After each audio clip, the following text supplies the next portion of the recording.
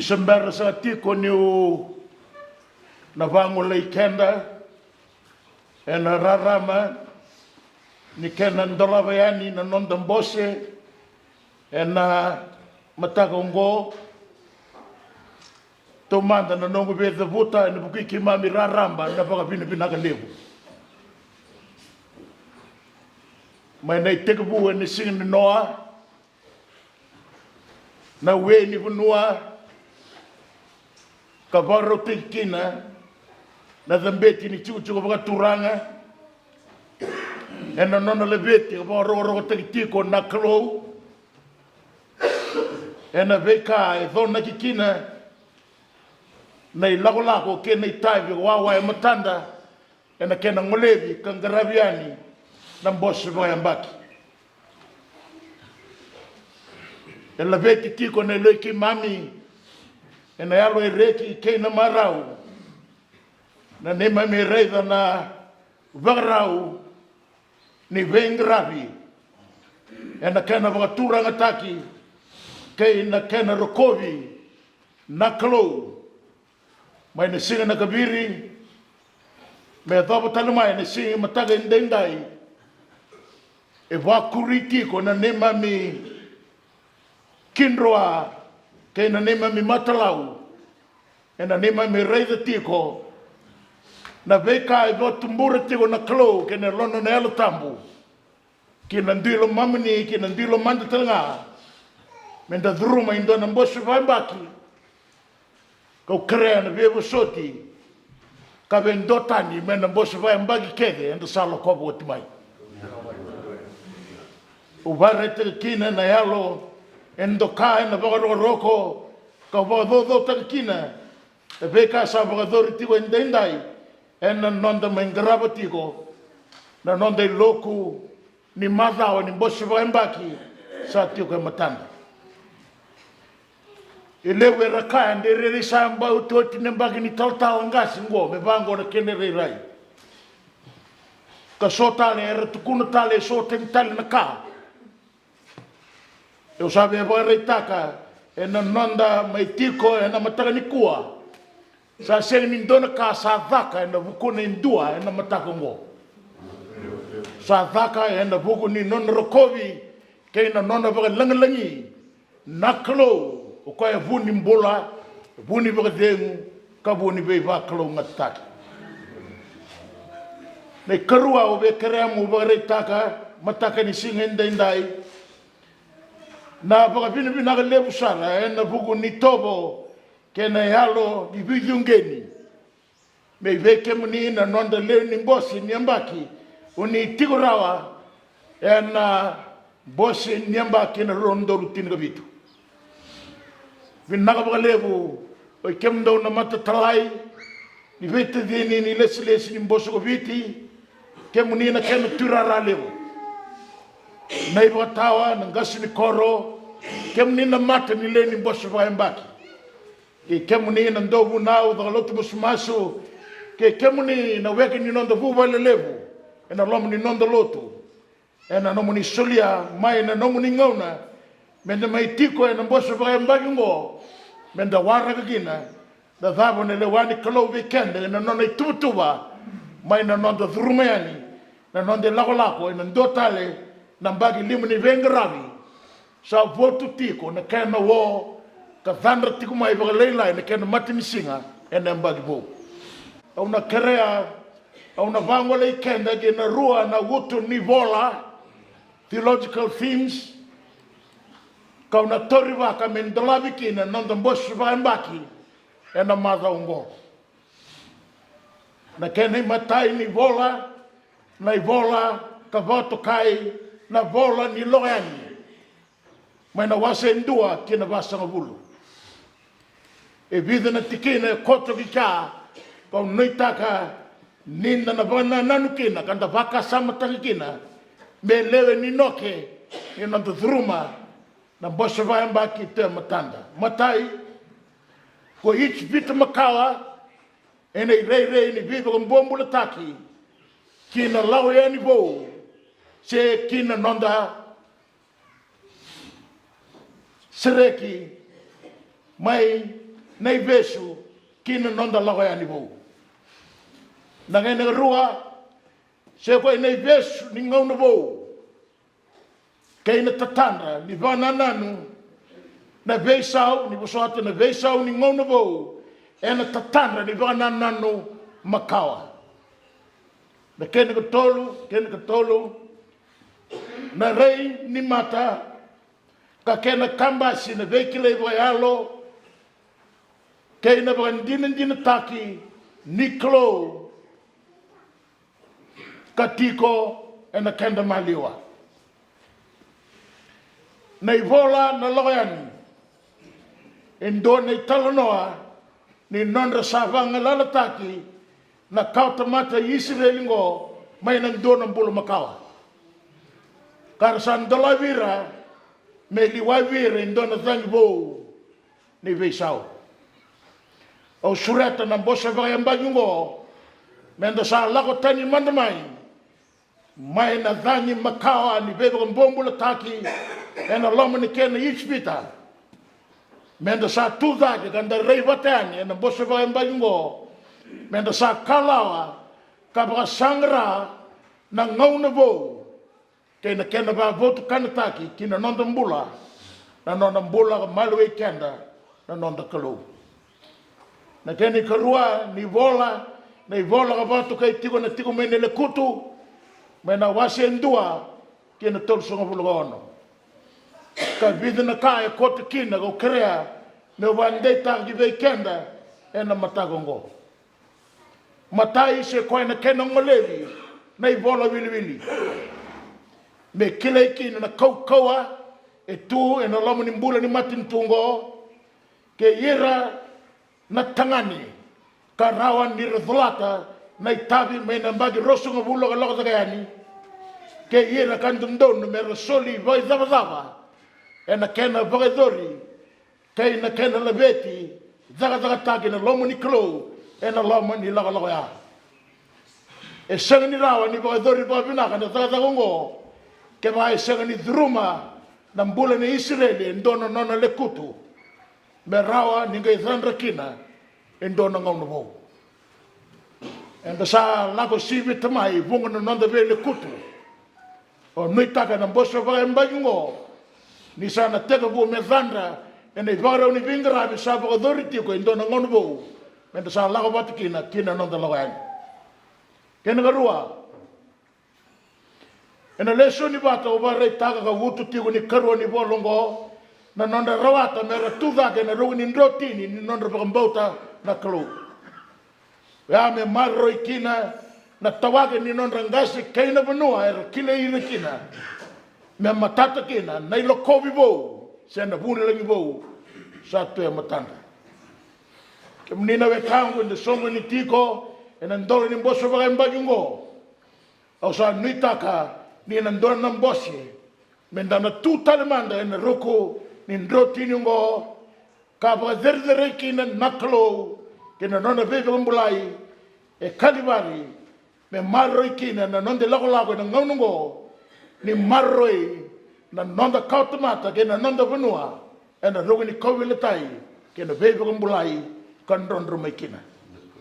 ni matata na nonda na tiko en roko ni kowile tai ngo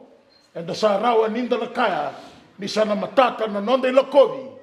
ni ndona vuni langi vo sa wawa tiku vikenda kina nonda lago kiliu ene watolu ene talo no ni volo ni tiku mene le kutu goe vakati ko ndona korribuli e buliti kin nambaza ni nonda lago bayalo kan dusar tiku kina ndona mbaki ni chupili kena solevu be rawa ninda vakazambeti kina baka zemberi kina ninda sa vobo na nonda takete wea na nonda kena ni bo o ba nuni vinaka kina ena matata le ni singa indai ena rarama niti kina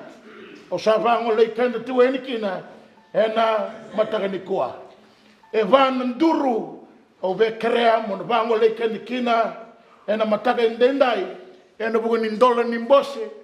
katoka ena kena itutoko ena lalanga ezaki ne matai ni nduru se kongo na vei baka ngalala taki kei na vei sereki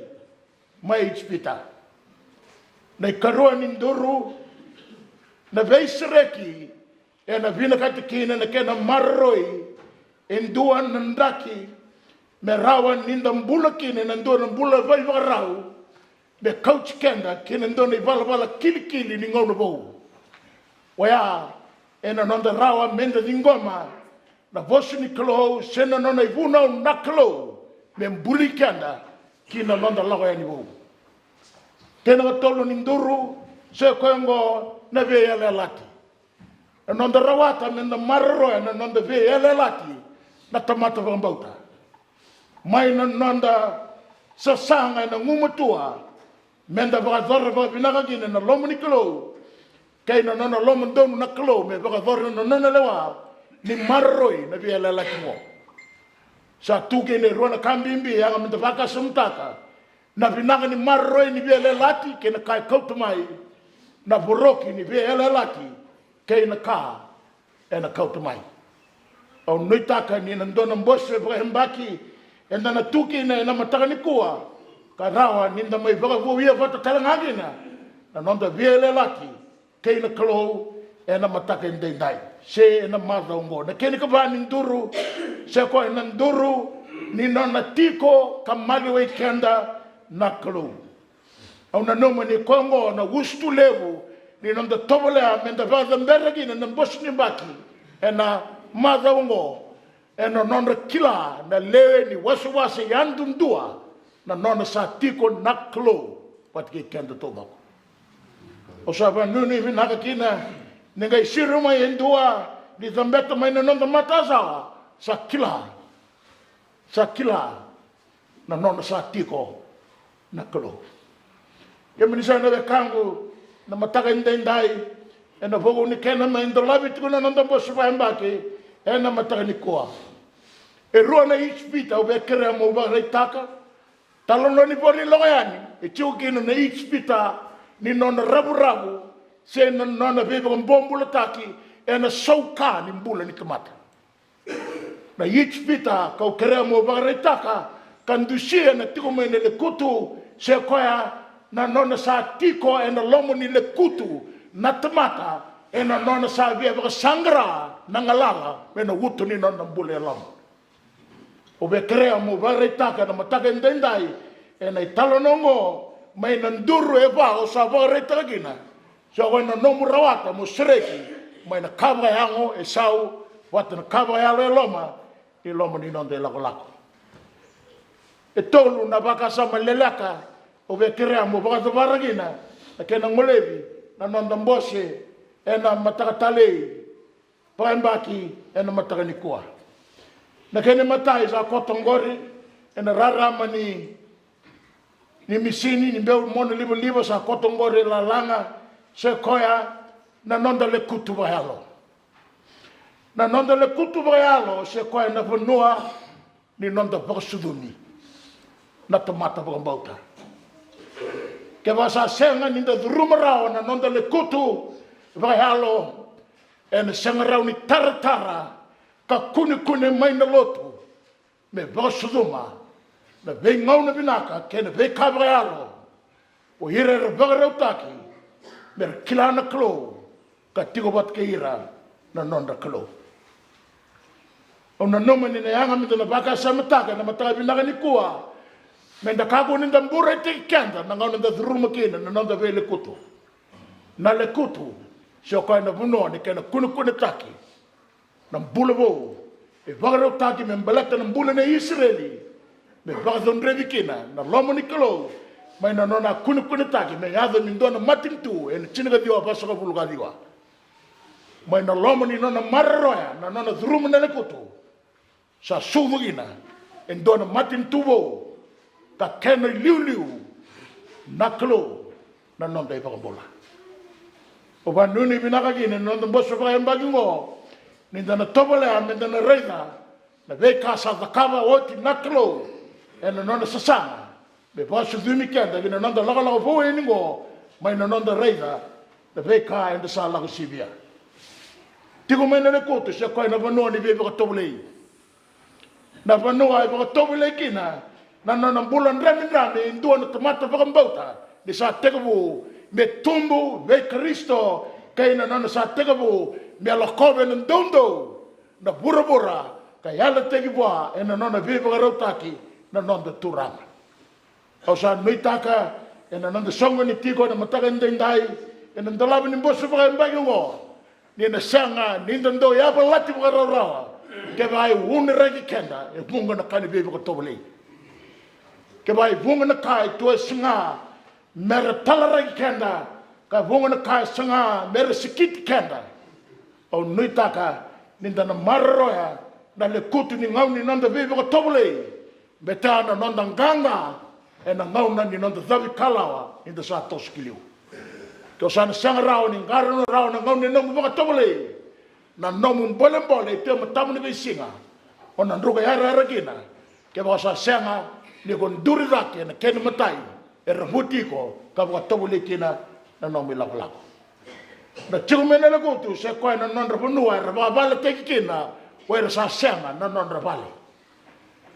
vale o ben duset ko na mataka ni kuwa na chumena la gotu se ko na bunua sa senga ni ba bale te rau kina na mbul ni ka tomatongo e senga wala nga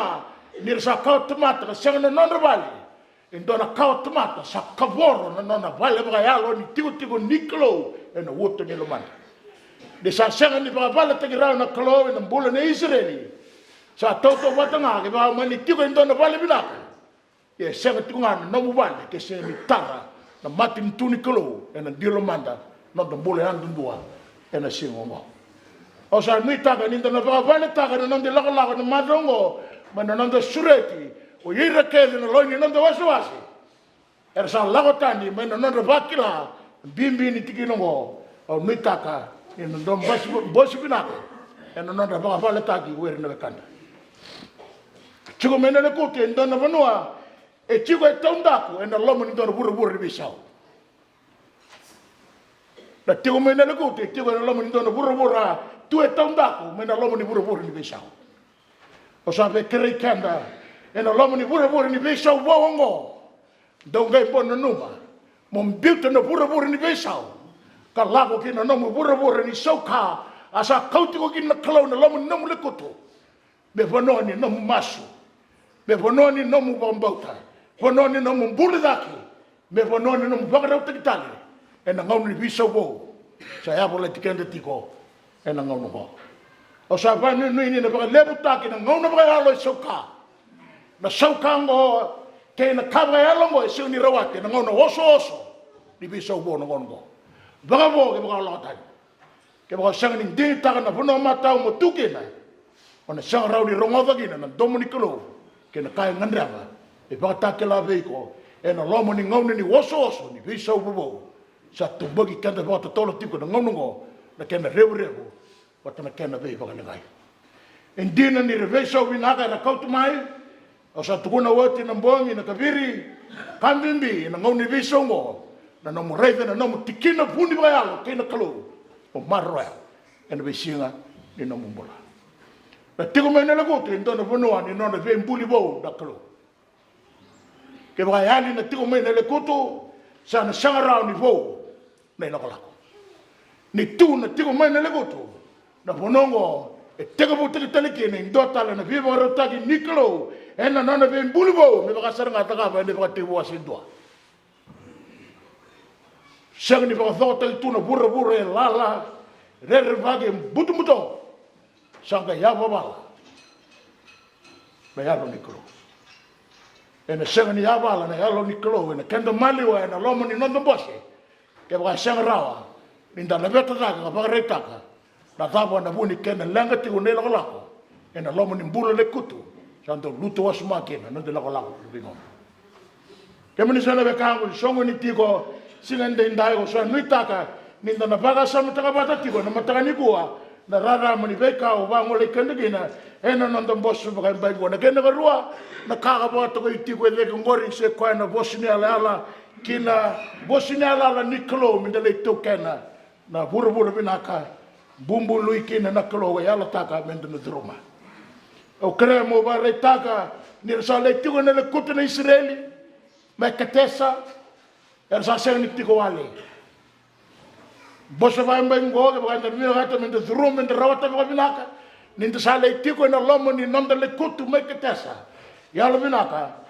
na bonongo de don men de andra tiko gina kan de faro te kende tiko nei walu baka ya lo na ngono ke nga e na lo mai sing ngom ni wele e seng talanga ni don ngona menda dambe wala ngagi ni don ngona men de faro te kende ke nei walu walu pingo no ke lo mo ni non de la ko ke nei tabi enda kadil ke me wana kolo o te me ke tesa e perana kanda rongo de chuko ke nei tutu ke nei talanoa ninda mararoi ki ko nei walu ka ya longo men de tuba te kina ena lo mo ni non de la ko e sanda na dai ba mbais katumai na kabina ka boro tanga na kolo ena lo mo ni vonu anda bula kena the goodness of creation sanga tanda mai wa mai na non da voluta tiko na veka ena tanda na lo mo ni non de la ko ka sasana me kauta tani ki vekanda da ve ngona binaka e boro tanga vikenda na kolo ena lo mo ni non de la ko ena singa indenda na keni ko tolu sa kotongore matanda ena vungni non de la ko sa tungo e matanda sa vina ka tikina na lo mo ni boso va bengo me de sa tuwa te ndoni baka rau nimbula doni baka rau nimbula tobu nimbula wananu nimbula kina non don dobata me de turuma na lo mo ni non de la ko sa tungo e matanda a kota e vida na kambimbi o ve crea me van dinan ni non de sa veso taga non de valvala dua non de kila ni sa tiko bot ke kanda na klo da gene ga ruana non de kila ni da sa ya go kanda men de dua na kaut mata tambu yau tale mata me telo sab subani klo men de kila no kanda de sa ya do men dua na matin tu se kaut mata e tiko kina na nona velu taki vetu meri ke na nona velu ke na nona vi marroi na klo e na lomani non de lako o koa sa tigungo e matanda o krea mo bare taka ni vado bare tu na tikinongo na zava na ngau ni sala e rau ni da zakama me rau ni da vava gina na rara mo ni bunu ende sala o kinindai o va krea mo bare taka sa kota a kene rei rai na method na zava men da bare dora keni matai ke muni sana turanga na marama de songo ni tiko e na matai na ni kuwa sa kami mbie na keni matai se koengo na nonda rawa menda baka vinaka takatale na yabu ni mbola ino na tiko bat ke kenda na klo ta kote ana ke na rarama o be krea mo bare taka e na tikinongo na nonda rawa ninda me reza lestalmanda na zapo na yabu enda sa tukina na ngaunongo na lomo ni wasuase ena kena sasanga taki me va vi na katayani na nonde lako sa te matanda wa na nonde me va sangra na dava na ka e va vuna tiko na kena vala ngai tiko na kaya loma ni bula no na veve kani vekile na tamata kena kalo vuni kena revu ni vaki na veve kani va tamata kena bula vi meluai na pura enda tiko kena ndendai au sa nui taka ni nandona mboso vai mbagi binaka me na nonda keni raka na malumalo mitu me na kaututani kanda vandembera ndona yabu binaka ni nonde lako kalawa kina nonda tos kilio ena yabu ngo be krea me ware taka sa kambimbi na nonda rawata ena mboso vai mbagi ngo na nonda rawa ninda vakila ne mayazo mendame na yabu ngo ina lomo ni nonda mbula lako me ne be kaya bala te nonda mbula berekila na nanda leni ba vakosu na dava ne veisao e ado e na venga ravingo ni oti na mbosu ba mbai ngo na dava so tengandevi me rau ni coach ko agine lako ni nona liuta dia ni liu na dava na kaya ngandevi mo to tole na ngombo e na lomo ni nanda mbula ni lomo ni nanda lako me rawa ni matanga tegikina nei lako ngo o sa mi taka ni kunina rede tiko ena baba bula gizake sinarala bula gizake o bambimbi takatiko the greatest demand na ngono ne wasiwasi na bengra ni wasofia ke wa nda vina hata minda labeta zake na ngono ndo wasiwasi kenda na bengra na zaka ni kenda ngandevi me tosu ni wasiwasi wo it is very demanding ngono non dei tabi nda kadivina O sa noi taka ni dana vakasam taka. Rara mani tikino ngo. Ena lomo ni lago enda sa kedivi watu kina enda sika dai. Kena tarava koto ngori na yabu na nanda mai rawata. Menda mai vagavu ia wata na nanda via lelati wata kei nakalo. Mai na nanda sanga menda tumber na kauta matango. Mendona kauta mata. Era vagarongo matua wana kalo. Me rawa nira reida rao katumboka na reirai. Ne kai vina gata nakalo. Lomo ni nonrambula. Me yavo gina na bunongo. Mendona bunua. E chugina ni sero nikolo. Ena noni naki. To catch the glimpse of. And not the responsibility. What again the role. Mera reida vango. Era sa tumboka. Nei reirai. Era reida vango. Era sa tumboka na kaya ngandevi. Ena lomo ni lago bu. Ni via le lati. Sa tuka matanda. Unai taka ni na vakasa mtaki. E so sa reidi kenta ngamba vango sa signi reida saragada. Ya lalo ko tunju. The glimpse of. Ni rei ni kalu. Ya ni saragabo doa. O sa ni taka ni na vakasa mtaki. Kene garua. O tu ti kau le va rei taka na riba mbi chiko. Lomo ni na te lago na bagi limongo. Ele puna kau rei the boli tiku mai. Dora riba mbi lebu chukina. E sa yanga mi tana vakasa mtaki na raramu ni tikino ngo. Se koe ngoa na kena tumbu tiko e lemna ka e robe CCV kou tiko. Ideology of power and interest. Rongo rubalu tiko. Conflict. Ena bingono kete. Usabe kere ke mni. Muni na vaga sa matake na rara muni tikino ngo. Ni tuna kou en duindui. Kara vau durumi mai na lamu ni loto. Ngona kai serega tiko ne wasawasa na koro. Doge ne vaga reitaki. O vera taka na mutaka ndai.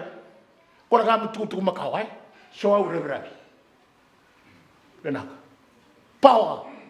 Ne ngau ne tukin na power ngona kabi naka ke tu. Talari wado.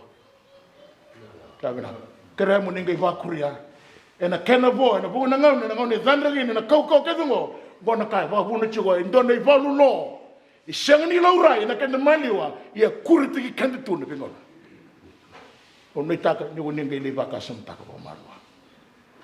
Ndota la kai riba mbi taki baka lewo chiko na ngaunungo. Na veso vo enda sa ruma tiko endai. Ena pugu ni nonda sa ri baka dada na baka lewo tiko na kaukawa. The abuse of power.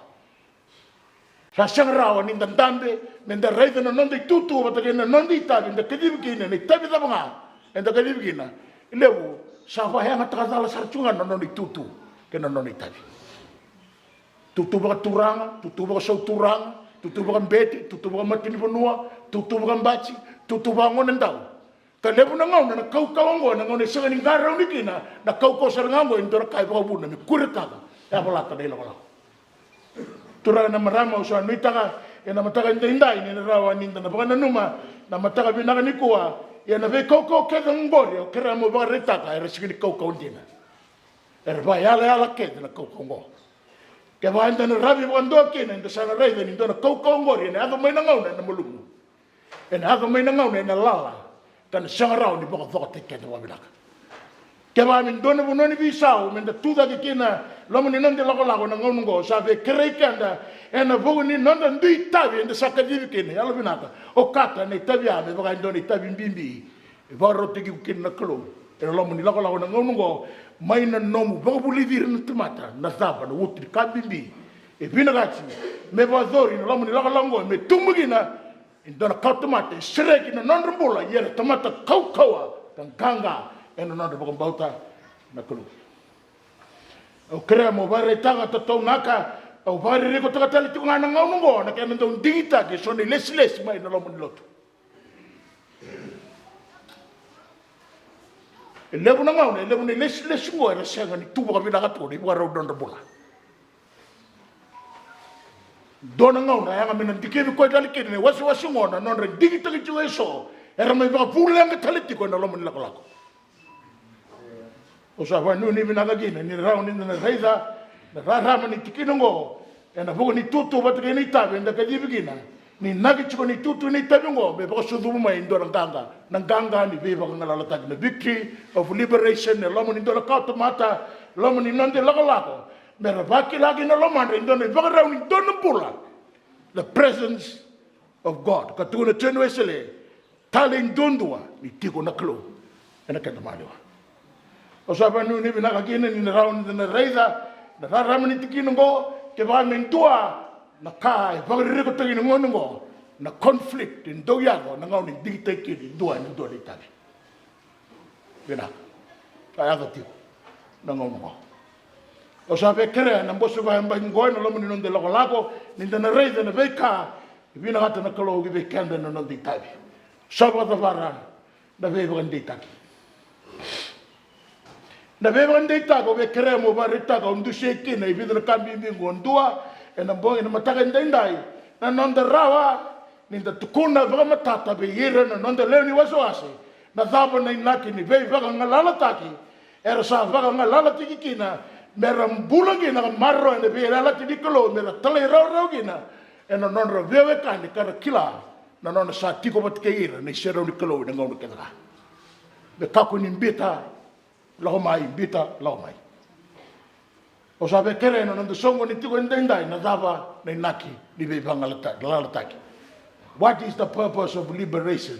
in each of our life, an individual, lomo ni nonde lako lako, and sa kidivi kina na ngonongo. Na dava, tito mo ni balembali ni nona banga lalataki ndua. Turanga namaranga ni waswasi, ndendai. Beibanga ndendaki.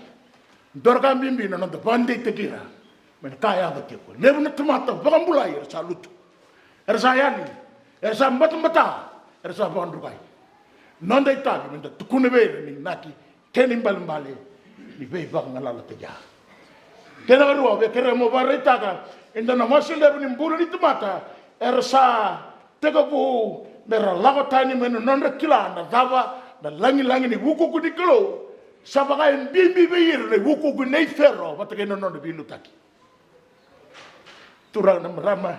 sa kereken da lomni non da bosso baga mbagingo men da tawlea men da sanga men da sa kauti ratani na tomata na lomni wasu ngo maina non ai wuku ku the glory of pharaoh me round rava kauti gine wuku ku merkila na zabu nei wuku ku niklo na zabu na kendran dundui zabu na non di kaukawa zabu na non di zabu sabe na o sa nuita ka ni dere sanga ni mbuli ferro na baki ngoni bosu ba mbaki mitui ni waso ko tolu kera mo ba retaka zabara gikin ni tabi ngo mbula ni israeli na lomu ni laga ngo min to labi gin no to bosse mataka ndenda ko indona kautumate sanga na no yukoko indona kautumate sanga indona kautumate ka sanga telanga ni tu indona ka ekile membelet ko e na ngauna ngai vanga lala taki kina o Israeli me na vana duru o sa vare to tiko oti a di bekenda e na mataka indendai sanga i matata na zava na ka e vai dori lomu ni non de la wala e na bugo ni tavi e na sa kalivi kina me vana klo e na singa indendai o kera mo vare taka na kana e vaka bubuni Israel has no glory and has no access to glory before liberation. Where there is glory, there is the presence of God. O be vamo masu be kim dona turang bali nindu to bunua, me marro ina lotu, me marro ina kalo. Beta na ka kilekina, na chuku baka turang, dona umatamata, kena matangali, kena ngoli to bako. Oya ni sa sirik, baka ngalalata kena chuku baka turang, ina serau, kena nona vivi kumbulai, na kalo na tumanda. O sa nuita ka na vida na tikina ya, o mai vare taka mo vangole ka na kina na kena ndolami na nondang bosu mo, mai na vekau sa vare taka, o nuita ka ni na rogo taki, ndo kai na kalo, e na mataka indai. E na hadanga ni kalo na tamanda, lubea na kene ala tambu, ki te usanga mai kai wata, e na mataka indai, ni sa mai ndolami na nondang bosu vare mbaki, rokovi, ndo kai kina na kalo, ne ave ni kolo na tumanda lo bena kenya la tambo. Amen.